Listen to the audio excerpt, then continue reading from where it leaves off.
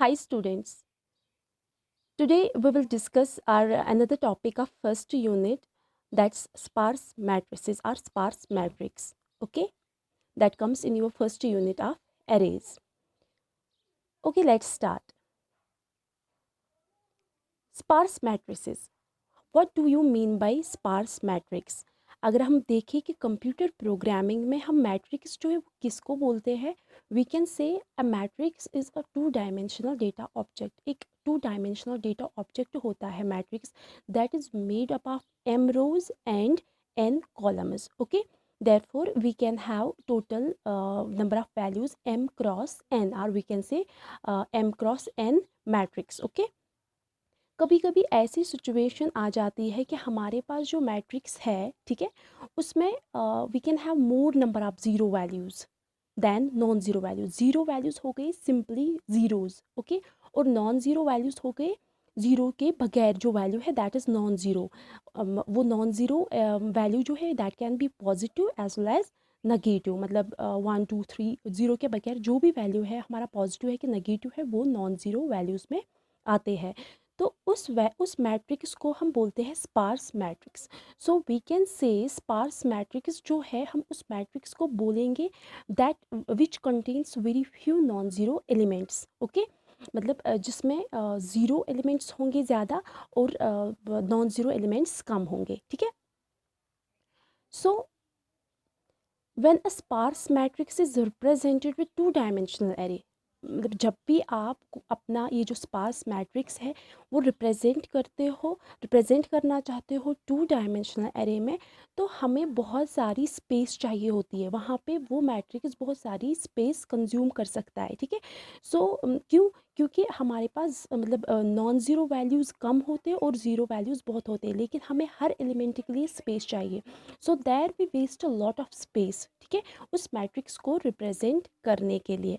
For example, अगर आपके पास matrix जो है वो होगी 100 क्रॉस 100, तो आपको कितने मतलब स्पेसेस की ज़रूरत पड़ेगी उन वैल्यूज़ को स्टोर करने के लिए, जबकि आपके पास मतलब नॉन ज़ीरो एलिमेंट्स जो है वो कितने हैं उसमें, खाली 10.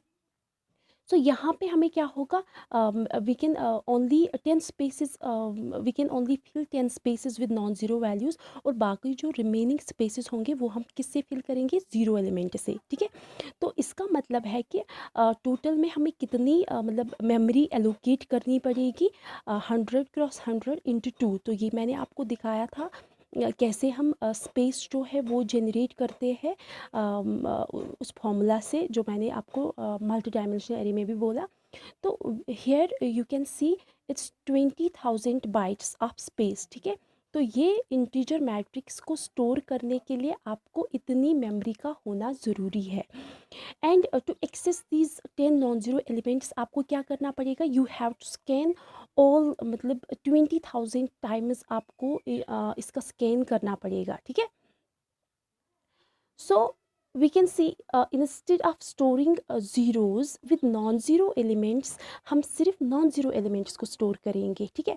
तो इसका मतलब क्या है कि हम कैसे उनको स्टोर करें, विद ट्रिपल्स. ट्रिपल्स मतलब कि हम एक मतलब 3 रोज़ बनाएंगे, रो कॉलम एंड वैल्यू. तो उनमें से हम सिर्फ उन मतलब उन क्या बोलते हैं, उन ट्रिपल्स में हम सिर्फ क्या रखेंगे, नॉन ज़ीरो वैल्यूज़ को store. So sparse matrix representation जो है it can be done in many ways. ठीक है. अब हम देखेंगे कि हम कैसे इनको, इन मैट्रिक्स को, इन मैट्रिसेस को रिप्रेजेंट करेंगे. ठीक है. So we can have many ways, but most common representations are array representation and linked list representation. Okay. So now first method is array representation. तो एरेज को यूज़ करके आप कैसे इनको स्टोर कर सकते हो, you will see here. 2D array, जो 2 डायमेंशनल एरे हम यूज़ करते हैं in order to represent a sparse matrix in which there are 3 rows. ठीक है. 3 रोज़ है हमारे पास, जिनका हम नाम रख रहे हैं रो, कॉलम एंड वैल्यू. ठीक है. ये आप इसकी मैंने एक डायग्राम यहाँ पे मेंशन करिए, आप उसमें देख लीजिएगा और आराम से इसको समझने की कोशिश कीजिएगा. और अगर नहीं भी आपको समझ आ रहा है तो you can comment me so that I can make a video. ठीक है. मैं इसका वीडियो बनाऊंगी तो उससे आपको अच्छे से ही क्लियर हो जाएगा. लेकिन पहले इसको आप समझने की कोशिश कीजिएगा। तो फर्स्ट जो है, फर्स्ट रो दैट इज़, उसका नाम जो है एक्चुअल में ये तीनों रोज़ है। तो इनका नाम यहाँ पे कंफ्यूज नहीं करना खुद को कि पहला रो है तो ये रो में जाएगा, फिर कॉलम है तो कॉलम में जाएगा, नहीं। ये तीन नाम है तीन रोज़ के लिए। So row is index of row, ठीक है, where non zero element is located. वहाँ पे हम क्या रखते हैं, नॉन ज़ीरो एलिमेंट हम स्टोर करते हैं, ठीक है। तो उसके बाद है कॉलम, ये क्या है, इंडेक्स ऑफ कॉलम, ठीक, where non zero element, simple, इसमें भी नॉन ज़ीरो एलिमेंट हम मतलब यहाँ पे लोकेट कर सकते हैं। देन वैल्यू, जो उन मतलब स्पेसिफिक उस पर्टिकुलर रो कॉलम में होगा, वो वैल्यू हम वैल्यू में, वैल्यू वाले रो में मेंशन करेंगे, ठीक है। So value of non zero element located index row and column, you can see it here, ठीक है। यहाँ पे आप देख सकते हो कैसे मैंने एक मैट्रिक्स, कोई भी मैट्रिक्स आप भी ले सकते हो, तो कैसे मैंने हर एक मतलब रो में इन वैल्यूज़ को यहाँ पे पुट किया है। देखो रो फर्स्ट जो है दैट मीन्स पहला वाला रो, यहाँ पे मैट्रिक्स जो है वो क्या है, 0 1 2 3 4, ओके, 0 1 2 3 4 एंड 0 1 2 3 4 5। तो ये जो है that it is 4x5 matrix, okay, 0 1 2 3 4, 0 1 2 3, no, 3x4, okay, 3x4 matrix है यहाँ पे। तो यहाँ पे मैंने हर एक रो को देखो, पहला जो है, पहला यहाँ पे पहली रो जो है that's row 0, and then column जो है जहाँ पे वैल्यू है, नॉन ज़ीरो वैल्यू है, वो कौन से कॉलम में है, 0 1 2, तो मैंने 2 लिखा है यहाँ पे, ठीक। उसके बाद वैल्यू जो है वहाँ पे वो क्या है, 3, वो आप देख सकते हो पहली ही रो में, ठीक। तो वहाँ पे 3 है, तो ऐसे ही मैंने इसको पुट किया है, यहाँ पे ड्रॉप किया है इस वैल्यू को।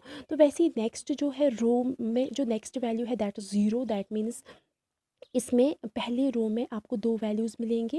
आप मैट्रिक्स में देख लीजिएगा पहले, पहली रो में आपको 3 वैल्यू है और दूसरा है 4, तो ये दोनों वैल्यूज़ को हमने यहाँ पे ड्रॉप करना है, ठीक है।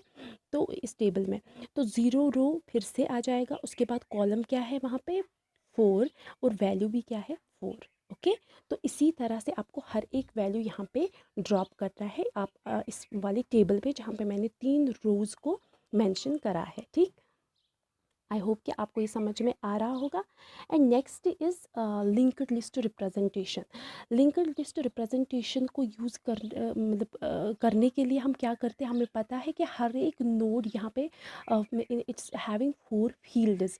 तो ये जो 4 फील्ड्स है वो क्या क्या है, एक है रो, दूसरा है कॉलम, तीसरा वैल्यू, और चौथा जो है दैट्स नेक्स्ट नोड, ठीक है।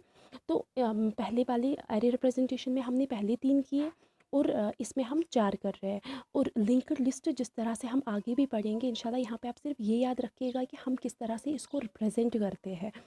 तो रो जो है it's index of row where non zero element is located, वैसे ही कॉलम भी है, और वैल्यू में वो वैल्यू आ जाएगी जो कि रो और कॉलम पे पड़ती है। एंड नेक्स्ट नोड जो है, ये लिंक्ड लिस्ट जो है इसमें हर एक एलिमेंट दूसरे एलिमेंट के साथ लिंक होता है, ठीक है। तो इसमें जो एक्स्ट्रा फील्ड है that's next node, it contains the address of next node so that we can connect first node to another node, okay. You can see it here in your figure. मतलब ऐसे ही मैंने matrix बनाई है, ठीक है, जैसे पहले भी बनाई थी। उसके बाद मतलब यहाँ पे मैंने क्या करा है, स्टार्ट किया है, मैंने एक 4 फील्ड्स बनाए हैं। जो स्टार्ट मैंने लिखा है 0, उसके बाद 2, उसके बाद 3, और उसके बाद कुछ भी नहीं। तो इसका मतलब है पहला वाला जो है दैट्स रो 0, सेकेंड जो है इट्स कॉलम 2, ठीक है, जहाँ पे 3 वैल्यू है, तो 3 मैंने तीसरे टेक्स्ट इसमें फील्ड में डाला है दैट्स 3। और एंड वाला जिस जो एम्प्टी वाला फील्ड है it contains address of next node, इसलिए मैंने इसको कनेक्ट किया है this with the help of this arrow. तो ये आप देख सकते हो। उसके बाद नेक्स्ट जो है वो वैसे ही हम यहाँ पे रिप्रेजेंट करेंगे, और ऐसे ही हर एक पॉइंट एंड तक। और उसके बाद एंड वाला पॉइंट जब आएगा वहाँ पे मतलब नल रखेंगे हम, क्योंकि उसके बाद वो किसी के साथ कनेक्टेड नहीं है, it contains no one is address, ठीक है, नो वन नोट्स एड्रेस। तो इस तरह से मतलब नीचे मैंने मेंशन करा है कि पहला जो है दैट्स रो, नोड का स्ट्रक्चर जो है, पहली फील्ड में रो है, दूसरे में कॉलम, तीसरे में वैल्यू, और चौथे में एड्रेस ऑफ नेक्स्ट नोड। तो दिस वे आई होप कि आपको ये अच्छे से समझ में आया होगा। नहीं आया तो I will make you sure कि मैं इसका वीडियो बनाऊँगी, उस पर आपको अच्छे से, उसमें हम 2-3 एग्जाम्पल्स लेंगे, तो उसमें आपको ये अच्छे से समझ में आ जाएगा, ठीक है।